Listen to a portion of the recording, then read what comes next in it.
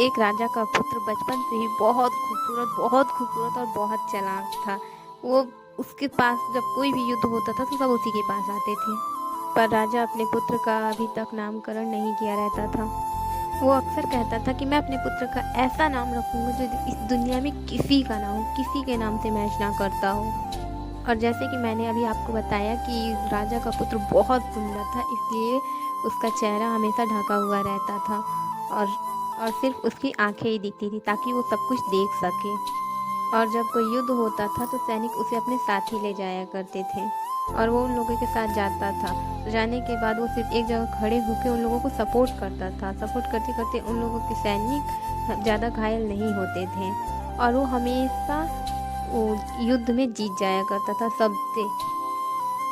फिर एक दिन राजा का मंत्री बोला, राजन अब तो राजकुमार 20 साल के हो चुके हैं, ना तो उनका नामकरण हुआ है और ना ही उन्हें कोई पहचान मिली है।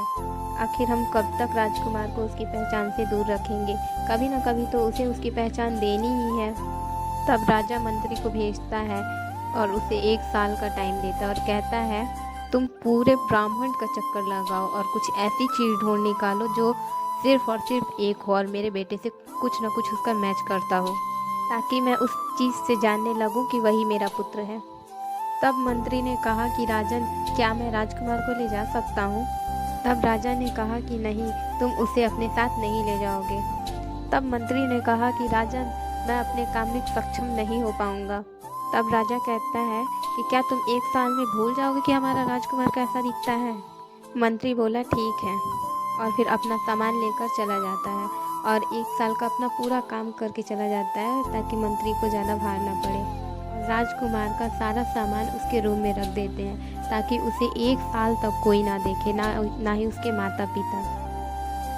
और जब 1 साल बाद मंत्री वापस आता है तब तुरंत राजा के पैर पे गिर जाता है और फिर राजा उससे पूछते हैं कि क्या तुम अपने काम में सक्षम हो? तब मंत्री कहता है कि राजन, एक ऐसी चीज़ मिली है जिससे मैं आपके पुत्र का नाम रख सकता हूँ और वो नाम है कुणाल। तब राजा पूछता है कि कुणाल क्या चीज़ है? तब मंत्री बोलता है कि ब्राह्मण में एक ही ऐसी चीज़ है जो एक पक्षी है और उसका नाम कुणाल है। और राजकुमार के साथ तो मैं 20 साल तक रह चुका हूँ, इसलिए मैं इतना दावे के साथ कह सकता हूँ कि उस पक्षी की आंखें राजकुमार की आंखों से बिल्कुल मिलती हैं। तब राजा कहता है कि ठीक है, उस कुणाल पक्षी को पकड़ कर लाया जाए। राजन, उसकी आंखें ऐसी हैं ना कि देखने के बाद मेरा मन मुग्ध हो गया। तब राजकुमार की माँ बोली, राजन पुत्र, जैसा आप चाहते थे बिल्कुल वैसा ही हुआ। आपके पुत्र को उसकी पहचान मिल गई है। तब राजा कहता है, फिर मेरा क्या?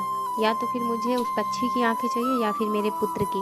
इतना राजकुमार सुनते ही अपनी आंखें निकलवा कर वो फेंक देता है और फिर पक्षी के साथ जंगल में चला जाता है जहाँ पक्षी रहता था। और फिर बोलता है कि जब मेरी पहचान ही इससे है तो ईश्वर ने ज़रूर कुछ सोच समझ के बनाया होगा। शायद वो जानता था कि इस विश्व में वो पक्षी एक ही है और मैं भी एक ही हूँ, तो शायद हमारी आंखें भी एक ही हैं। और फिर उसी पक्षी के साथ अपनी सारी उम्र बिताता है और आंखें निकलने के बाद भी वो सब कुछ देख सकता था।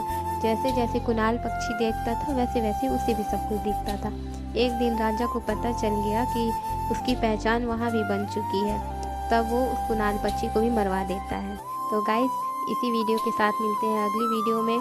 तो अगर स्टोरी अच्छी लगी हो आप लोगों को तो लाइक करें, कमेंट करें, सब्सक्राइब करें और शेयर करना ना भूलें।